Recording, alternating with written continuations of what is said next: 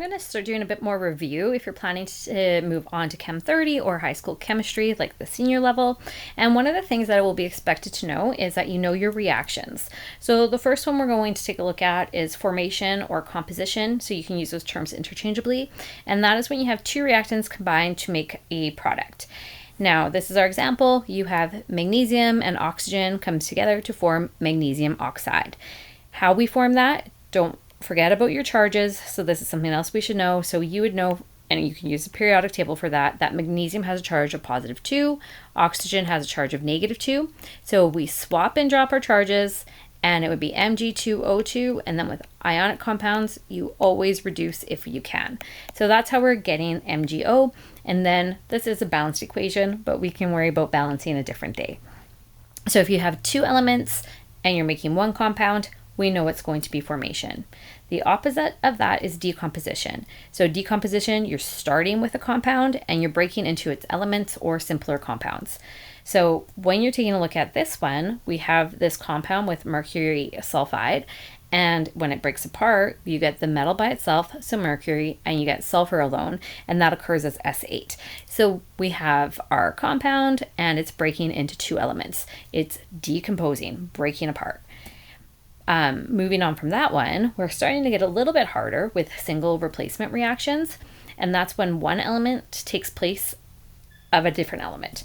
So for instance, we have chlorine gas by itself coming together with sodium iodine, and from here, if it's single replacement, if you have a gas, the gas is going to swap places with the gas in the compound.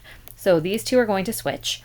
When that happens, sodium chloride is formed and iodine is alone. So when we're taking a look, we're swapping. If you started with a metal over here and not a gas, then the metals would swap places. So metals switch with metals, nonmetals will swap with nonmetals, and then we write down what our products would be. Now, double replacement starts to get a little bit harder because they have more involved and they can tend to look messy.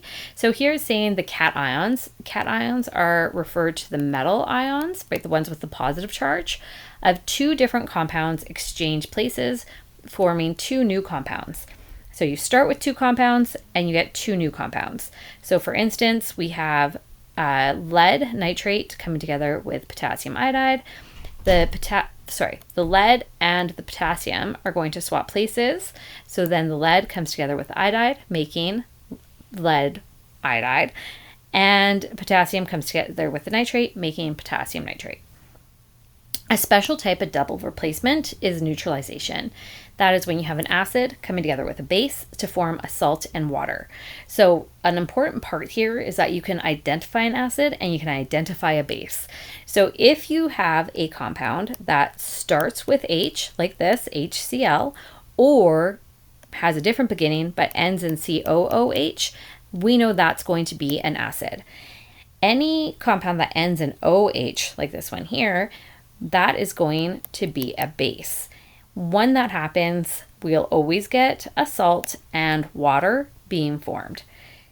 Our very last reaction is one that's often forgotten, and that's hydrocarbon combustion. When you have this, you will always have a hydrocarbon, and it's going to be in the presence of oxygen, and your products are always carbon dioxide and water. Now, in Chem 20 or previous chem courses, we only ever look at complete combustion, meaning you have enough oxygen for this whole reaction to take place to get the products that we want.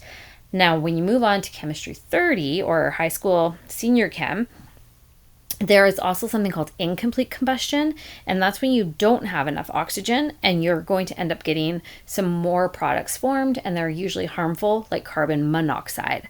So if you recognize a hydrocarbon, so there's a bunch of examples where you have hydrogen with carbon and you're reacting it with oxygen, your products will always be carbon dioxide and water.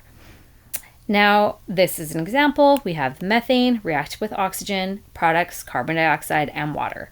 So with these reactions, the main ones that we know, if you were given just the reactants, we should be able to predict the products. And if we see a reaction, we should be able to say what it is. So for this first one, two elements come together to form a compound.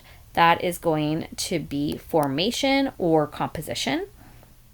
In the second one, we have an element by itself with a compound forming another element and a new compound. So we'll notice here your metals swap places, and if we're only switching one thing, that is going to be single replacement.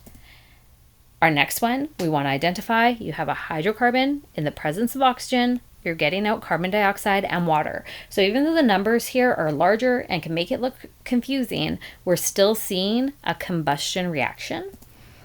The next one, sodium chloride, breaks apart into sodium and chlorine. That would be decomposition. And then we have this one where we want to recognize that we're ending in OH, that's a base. We're starting in H, that's an acid.